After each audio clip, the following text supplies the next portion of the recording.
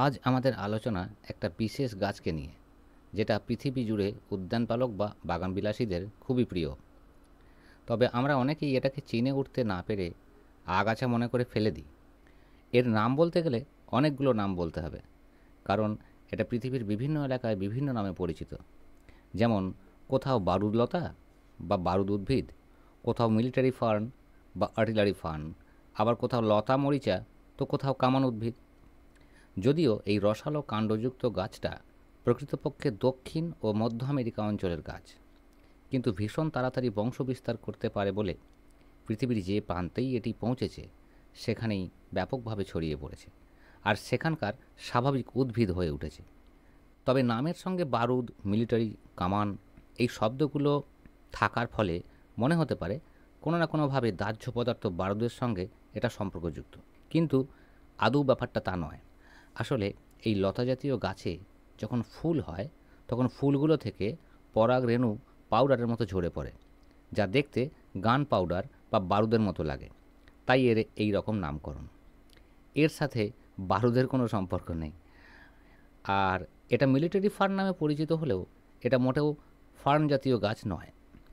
ভীষণ নরম এই গাছটা ছায়াযুক্ত স্যাঁতস্যাঁতে জায়গায় বেড়ে ওঠে। পাথুরে এলাকাতেও বেঁচে থাকতে পারে বলে একে রক প্ল্যান্টও বলা হয়।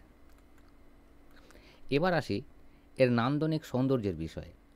বারুদলতা মূলত বাগান, লন বা মাঠে সবুজ আস্তরণ তৈরির কাজে ব্যবহৃত হয়।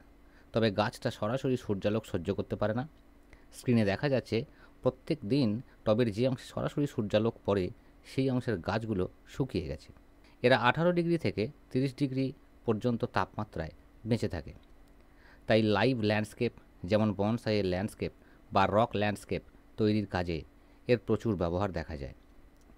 এছাড়া শুধুমাত্র এই গাছটা দিয়েই ম্যাম বনসাই বা পকেট বনসাই তৈরি করা যেতে পারে, কারণ পরোক্ষ সূর্যালোকে বেঁচে থাকে বলে একে খুব সহজে ইনডোর প্ল্যান্ট হিসেবে ব্যবহার করা যায়। ভারতের NAAC সংস্থা থেকে প্রকাশিত অর্নামেন্টাল প্ল্যান্টস অ্যাট NAAC নামক বইয়ে 116টি গাছের মধ্যে 57 নম্বরে এই গাছটি স্থান পেয়েছে। এই সমস্ত কারণে বনসাই শিল্পীদের কাছে গাছটা আরও প্রিয় হয়ে উঠেছে। এবার এর উপকারী ভূমিকা। বিভিন্ন আন্তর্জাতিক পত্রপত্রিকা অনুযায়ী এক কথায় সারা পৃথিবী জুড়েই এর ওষুধ হিসেবে ব্যবহার দেখা যায়। বিভিন্ন ব্যাকটেরিয়া ঘটিত রোগে ওষুধ হিসেবে ব্যবহার হয়ে থাকে। কৃমিনাশক গুণও এর মধ্যে বর্তমান।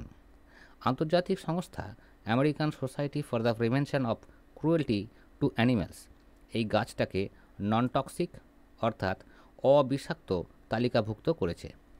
এটা অ্যান্টিঅক্সিডেন্ট এবং তেজস্ক্রিয়তা রোধক।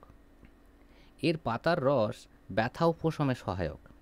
তাই আমাদের মধ্যে যাদের বাগানে এই উদ্ভিদটি রয়েছে তারা এটাকে ফেলে না দিয়ে টবের গাছগুলোর গোড়ায় লাগালে এটা সহজেই প্রখর সূর্যের তাপ থেকে টবের মাটিকে রক্ষা করবে। কারণ চৈত্র বৈশাখ মাসে যখন দেখা যায় বনসাই বা যে কোনো গাছের টবের মাটিতে জন্মানো মশগুলো সূর্যের তাপে মরে গেছে, সেখানে এই গাছটা ছাদ বাগানের টবগুলোতে অবলীলায় বেঁচে রয়েছে এবং মাটিকে গরম হয়ে যাওয়া থেকে বা দ্রুত শুকিয়ে যাওয়ার হাত থেকে আগলে রেখেছে। আসলে গ্রীষ্মপ্রধান দেশে আমরা যারা বনসাই চর্চা করি তাদের বিভিন্ন অসুবিধাগুলোর মধ্যে এটা একটা, যে বনসাই পটে মশের আস্তরণ তৈরি করা। আবার যদি বা তৈরি করা যায়, গ্রীষ্মকালে সেই মশকে বাঁচিয়ে রাখা আরও শক্ত। তাই এই গাছটি বনসাই পটে মশের পরিবর্তন হিসেবে সুন্দর ব্যবহার করা যায়। তবে একটা দিক একটু খেয়াল রাখতে হবে, এটা দ্রুত বংশবিস্তার করতে পারে। তাই টবের মাটিতে এর পরিমাণকে অধিক বাড়তে না দিয়ে মাঝে মাঝে ছেঁটে দিতে হবে। তা না হলে এর ব্যাপক বৃদ্ধি মূল গাছটার খাদ্য সংকট তৈরি করতে পারে, আর সেই সঙ্গে টবসহ গাছটার সৌন্দর্যও কমে যাবে। এই উপকারী গাছটার সম্পর্কে যারা আরও জানতে ইচ্ছুক তাদের জন্য কয়েকটি আন্তর্জাতিক সংস্থার লিঙ্ক ডেসক্রিপশনে দেওয়া রইল। আর যাদের সংগ্রহে এই গাছটা নেই তাদের জানিয়ে রাখি, এখন এই গাছটা অনলাইনেও অ্যাভেলেবেল। ডেসক্রিপশনে এর পারচেজ লিঙ্ক দেওয়া রইল। আজ তাহলে এই পর্যন্ত। খুব তাড়াতাড়ি আবার দেখা হবে নতুন ভিডিওতে।